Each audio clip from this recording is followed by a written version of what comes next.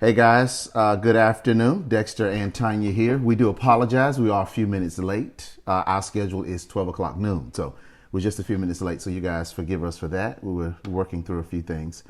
So today is episode 4, right, Tonya? Yep. Stories That Matter, episode 4. So we're going to be talking about change, right? So this is a really short story, but it's so powerful. And again, the whole purpose is to get you guys to think it a little bit differently, okay? To add a little sizzle to your day. So let's get going. All right. So anything you want to say before I start reading? I'm just hey, good morning. Good morning. Hey, Thank Natasha, you. good morning. Yes, thank you for being here. See a few people on. I don't know Good if you want afternoon, to. right? Yeah, good afternoon. Yeah. I don't know. I think it's because we feel like we're just getting started with something. You think? Maybe. Probably. I don't know. Yeah. Had some other meetings and so forth this morning, but again, thank you guys for being here. We're always excited when we get a chance to come and share and talk. I want to wait just a few more minutes so you can hear the beginning of the story. Yeah. Sometimes people jump on and we're already kind of in discussion or even coming to the end of the story. So it's really good to be here when it actually begins.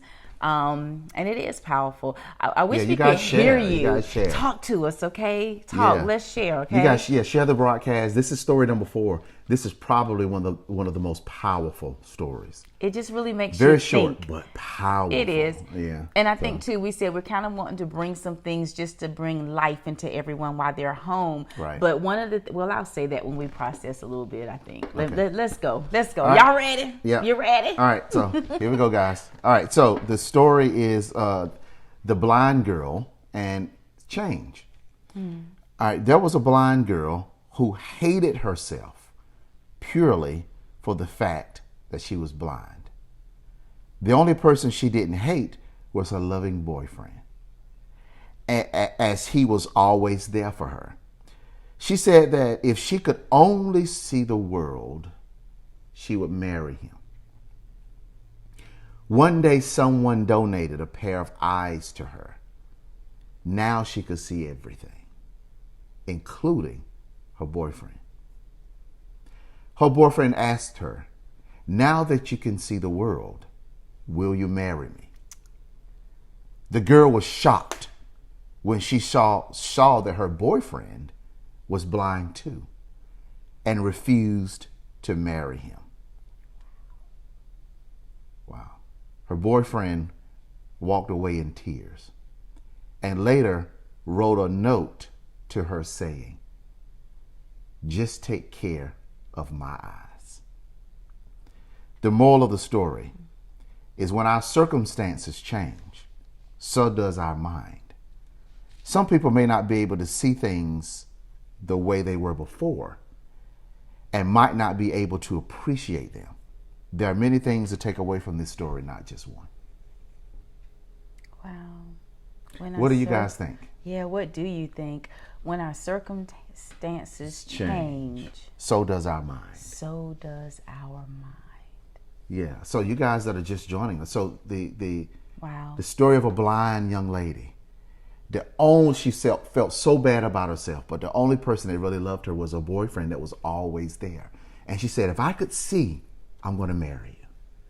Then one day she got some eyes.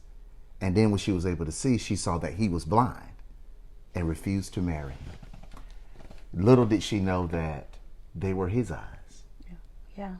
He gave her his eyes so that she could see, so they could get married. And then she turned around and said, "I don't want to marry you." Because you're blind. Because you're blind. All right, so let's talk a little bit. I know.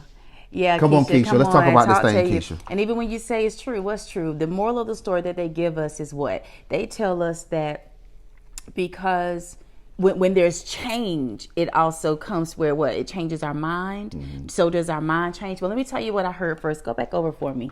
I'm going to tell you the first thing I heard. I don't know if any of you saw me when I kind of looked up and I smiled and I said, "Okay, I heard you." Something resonated in my spirit. There was a blind girl who hated herself purely because she was what?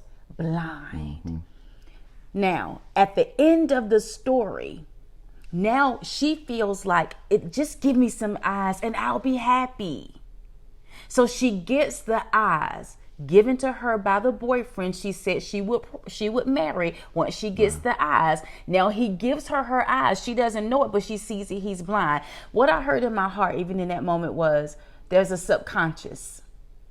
She hated herself purely because she was blind. So there's something that was embedded deep inside of her, and it was still there. So even though she received something that she thought was going to be good enough for her to live the life that she wanted to live, that hatred of being blind literally kept going. It was still there. It spilled over to her boyfriend. Do you see what I'm saying?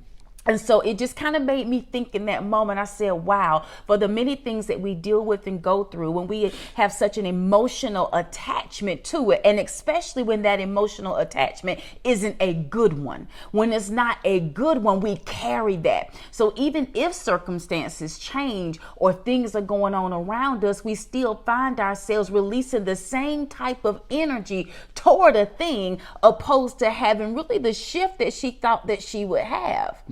You know, and that right there really stood out to me. And it's a matter of deliverance. It's a matter of healing.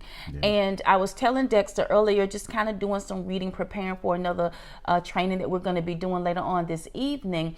But one of the things that Dexter and I are coming to really understand is love. And we're coming to understand love as to that's basically who we are. Love is who we belong to. Okay? Who is God? God is love. This can be so deep. God knows it can be so deep. We may have to come back later and talk some more. But just to understand, when you really come to a place of understanding who you are, then it causes how you respond to things to be different. It's a matter of identity. We've got to come to a place. She really needed to come to a place of understanding who she is, period, but not associating her identity with the external. Right. Even our sight is an external thing. You see, even our ability to hear, it's an external thing. You see, but these are the things as well that we'll know this is what I'm grateful for, but not to have such an identity crisis with the external. Come on now. That we are not able to recognize and walk and be who we are, which is love.